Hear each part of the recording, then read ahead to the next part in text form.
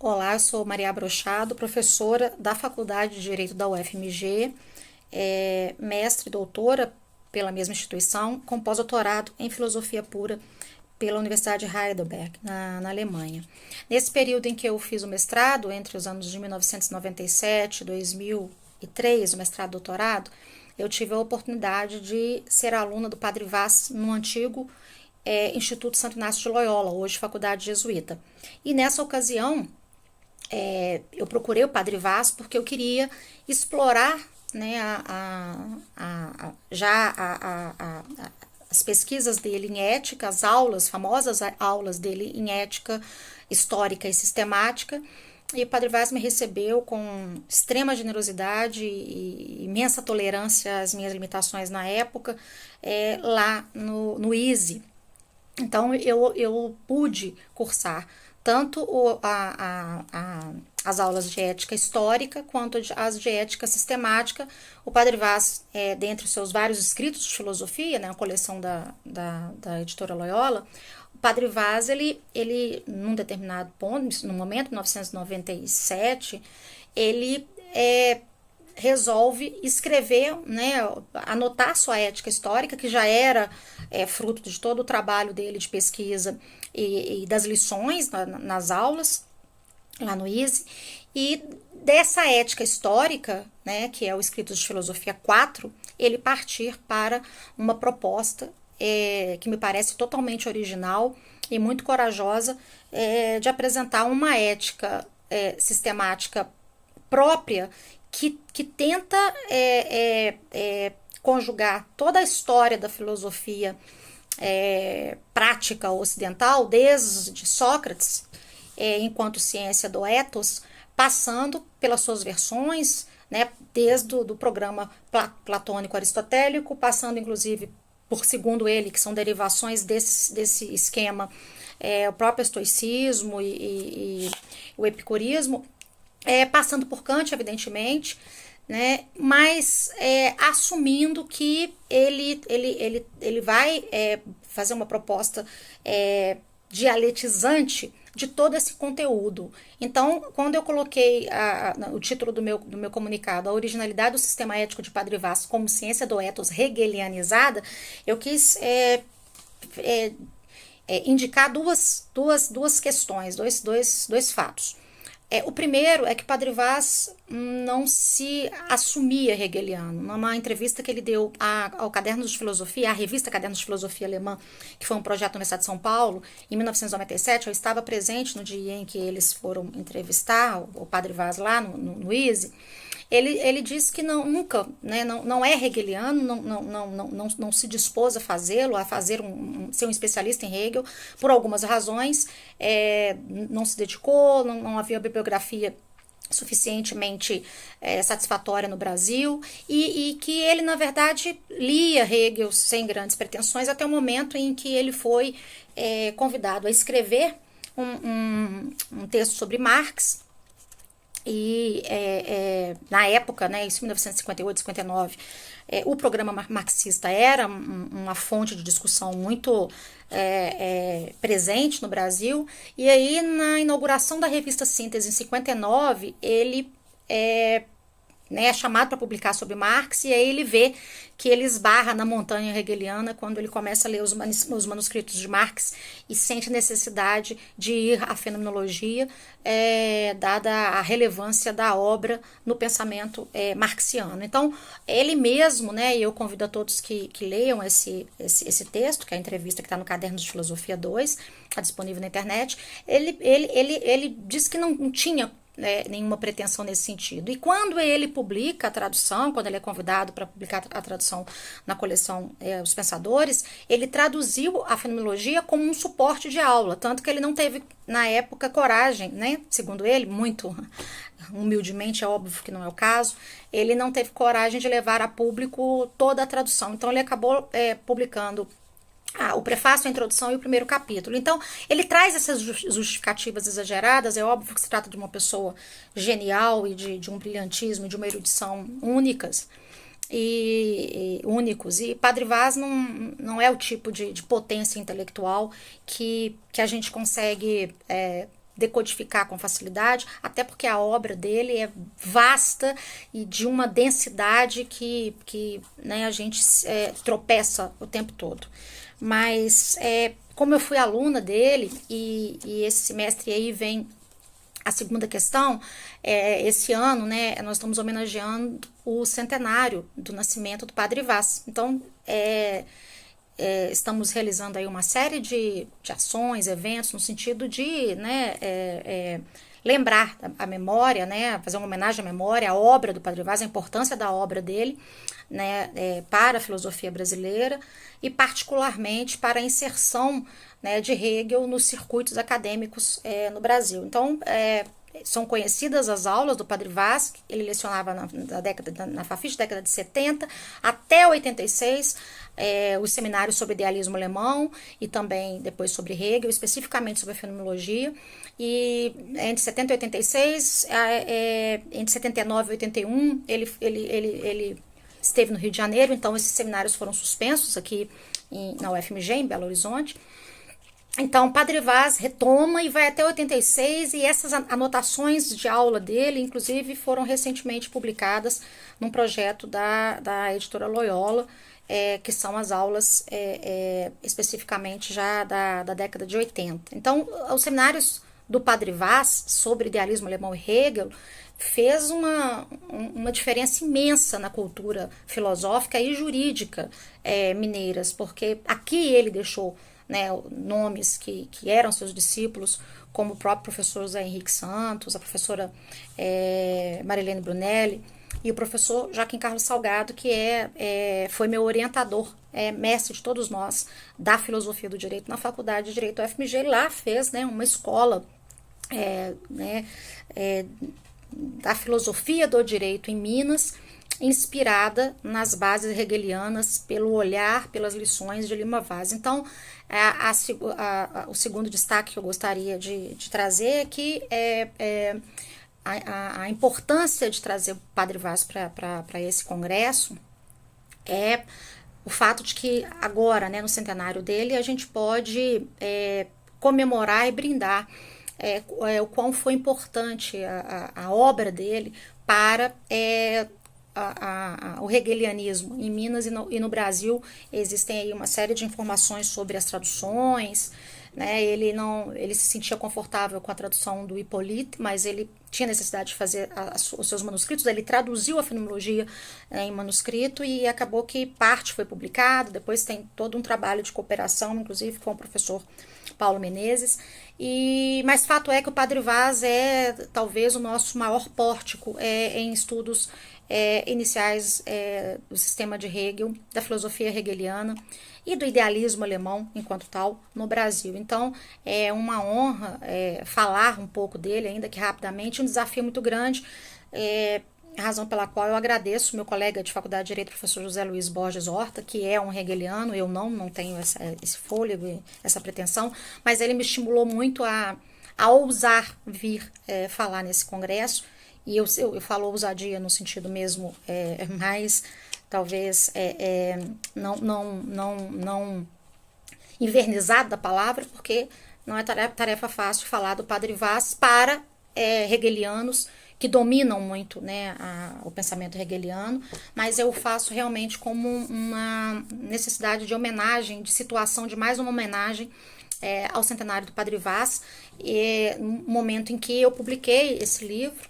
que é sobre ética e direito pelas trilhas de Padre Vaz, que foi o produto de pesquisa junto ao Padre Vaz, tanto no mestrado quanto no doutorado, e eu juntei as pesquisas,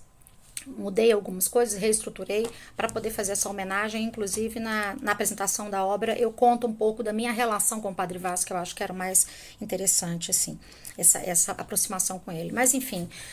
por que a ética de Padre Vaz é totalmente original? Ele se propõe, eu não vou falar da ética histórica, porque ele faz uma exposição longa, é um livro imenso, mas a ética sistemática, a Introdução à Ética Filosófica 2, é o livro dele, que me parece ser o livro mais, o livro de maturidade do Padre Vaz, onde ele se coloca como um pensador de grande envergadura e que propõe uma leitura ética da realidade, da atualidade, fazendo uso de todas as categorias da ética ocidental, ou dos sistemas éticos ocidentais, mas ele mesmo assume, logo de largada na nota preliminar, de que as frequentes repetições poderão provocar alguma impaciência no leitor. Trata-se de um tributo a ser pago ao método dialético por nós adotado, no qual o mesmo tema fundamental é pensado em níveis diferentes de inteligibilidade. Eu cito a página 9, e aí quando, né, a gente abre a obra, você vê que a estrutura da obra ela está dividida numa introdução em que ele fala do projeto de uma ética sistemática e o roteiro de uma ética filosófica, inclusive a que público se destina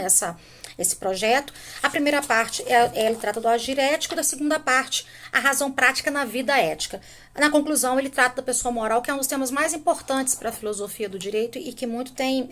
me dado suporte para eu discutir outras formas de entes inteligentes ou ditos inteligentes e que desafiam o direito e a filosofia contemporâneos na forma de inteligências artificiais e algo que possa ser similar a isso. Então, deixando a pessoa moral,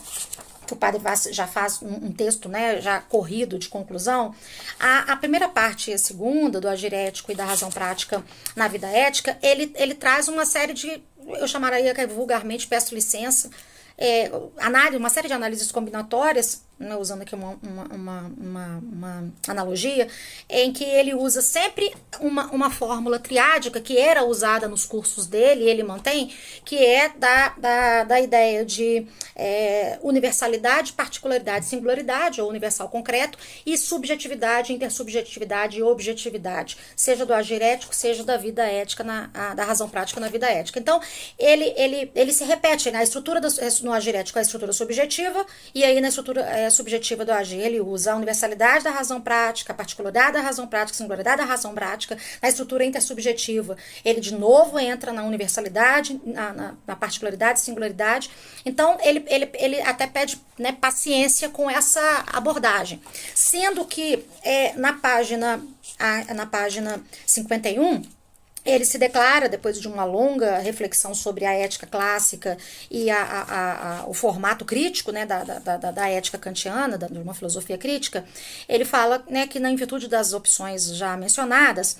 ele vai obedecer fundamentalmente ao paradigma aristotélico, permanecendo, portanto, dentro das perspectivas da ética clássica. É o paradigma. Mas, no entanto, ele pretende avançar além dos limites do aristotelismo na medida em que o dinamismo intencional do eu, sou, orientará decididamente para a transcendência do bem, a resposta sistemática articulada à questão socrática inicial, como devemos viver, postulando assim necessariamente a abertura do sistema. Ele faz questão de destacar, né, o eu sou, a expressão abertura do sistema, né? Então, é uma retomada da discussão da transcendência do bem. O Padre Vaz não abre mão dessa condição da transcendência do bem, mas para responder à questão posta por Sócrates, né, de como devemos viver, e que é lançada, né, segundo ele, né, na aurora da ciência do ethos, ele vai trazer outras referências conteudísticas, e óbvio que aqui ele está falando especificamente de Kant, e me parece muito claro que, né, que o conteúdo da ética kantiana é muito presente na ética de Lima Vaz. Então, feitas essas considerações, eu queria colocar duas características do curso do Padre Vaz. Primeiro, uma necessidade muito grande de trazer aberturas de chaves até do primeiro ponto ao último da aula, sempre de uma maneira muito rigorosa e sempre obedecendo, não necessariamente, mas na maioria das vezes, essa condição triádica que é típica do formato hegeliano de trazer os temas. Então, eu me recordo claramente do Padre Vaz dando exemplos do tipo, o bem é bom em termos universais para todos, é bom para mim, na particularidade da minha vida e é bom para mim aqui e agora, nessa ação concreta, que é manifestação da consciência moral. É um tema que me interessou especialmente porque eu escrevi sobre consciência moral e consciência jurídica na época e me inspirei, é óbvio, nas aulas e no sistema do Padre Vaz. Ele, inclusive, me concedeu vários textos dele, do computador dele, ou manuscritos e entrevistas para eu escrever na minha dissertação, porque o livro, o Escritos 5, saiu bem depois da defesa da minha dissertação. Foi em 2000. Então, o Padre Vaz sempre fazia essa forma, né, de transição de uma categoria a outra e sempre mediando essas transições com a discussão sobre subjetividade, intersubjetividade e objetividade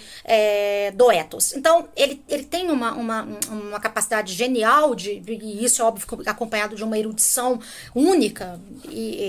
na filosofia brasileira, de conseguir hegelianizar sem ir no conteúdo, né, do sistema hegeliano, todo o conteúdo de uma ética que, em última instância, não deixa de ser influenciada pela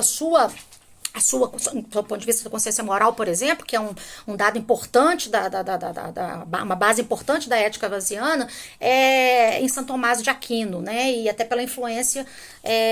evidentemente, o Padre Vaz não é um filósofo cristão, mas ele tem influências e segundo as suas próprias convicções, né, sobre o propósito da ética, e aí eu fiz um contraponto entre, né, ele faz questão de colocar que ética utens e ética docens estão de mãos dadas. O Padre Vaz não consegue pensar, né, numa ética que promova essa dignidade do indivíduo e abertura, a transcendência do sujeito ao bem, sem ela ser ensinada. Então vejam como que ele segue um programa eudaimonista ou intelectualista clássico, né, de uma paideia grega. Então eu já discuti isso com alguns colegas que são pesquisadores do Padre Vaz, como o professor Manuel Reis, que é um pesquisador assim, muito dedicado, muito minucioso sobre a obra vaziana, e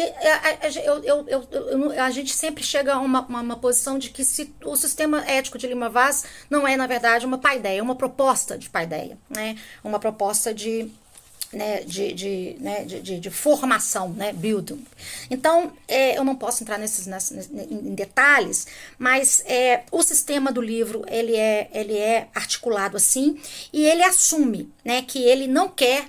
o conteúdo vai seguir a toda essa absorção, né, e aposta dele numa filosofia aristotélico, depois tomista, e aí trazendo consigo todas as implicações históricas dos pensamentos peculiares, inclusive do medievo, e também a filosofia kantiana, sem mencionar as críticas que ele faz, mas aí na ética histórica, as éticas de situação, e faz um compilado sensacional, né, dos sistemas éticos mais importantes, ou dos autores. Ele foca em autores, apesar de ficar claro, né, a qual sistema ou escola esses autores estão filiados. Então, no que tange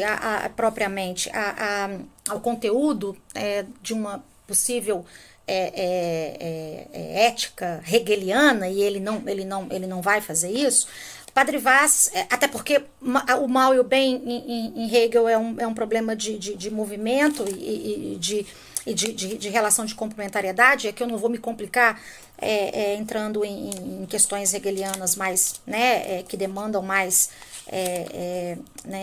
afinco, inclusive terminológico, né, vocabular. Padre Vaz fala: eu tive que subir a montanha hegeliana, superar a montanha hegeliana, quando em Marx eu me deparei com a necessidade de fazer isso. Então, é uma montanha, né, isso é uma expressão lugar comum entre os hegelianos, entre os hegelianistas também, mas eu separei aqui um dado que me parece muito interessante para simplesmente sugerir como que o Padre Vaz trabalha com Hegel. Então, primeiro, ele não se assume hegeliano porque ele não quer ter o ônus, né, da prova, né, de construir uma obra didática completa e elucidativa de Hegel. Ele não assume esse ônus. E segundo, que ele assume no livro que ele vai ter o ônus da repetição né? Porque os capítulos são iguais, mudando apenas as expressões, as categorias com subjetividade, intersubjetividade, objetividade, singular, universal, particular e singular. Mas aí, a minha questão com o Padre Vaz era como que o direito para ele, entre nós, né, poderia ser um indicador de que talvez ele adaptasse a compreensão de Hegel sobre o direito, né, segundo o conceito de Sittlichkeit de Hegel. Então, na página 121, ele, ao falar da lei e do direito, ele fala: no entanto, sendo embora a coatividade uma propriedade da lei, não pertence à sua essência, pois a lei é essencialmente forma da ação justa, do que aplica e do que a cumpre. Ora, a ação justa é, por definição, ato da virtude da justiça, que é a primeira entre as virtudes morais. Claramente, ele está se referindo ao sistema aristotélico. Por conseguinte, a aplicação da lei e o exercício do direito devem estar, está se referindo ao direito subjetivo, devem estar sempre compreendidos no âmbito da prática da justiça, né? Não apenas como regra, mas sobretudo como virtude no administrador e no beneficiário do direito. E aí ele faz toda uma digressão para dizer que ele, nesse sentido, é permitido ele concluir, né, estabelecer uma correlação entre a gênese histórica da lei e do direito e a essência moral do ser humano. Ele não abre mão disso, né? Mais uma vez colocando aqui, já passei do tempo. E aí ele diz que é válido, né, a atividade da razão prática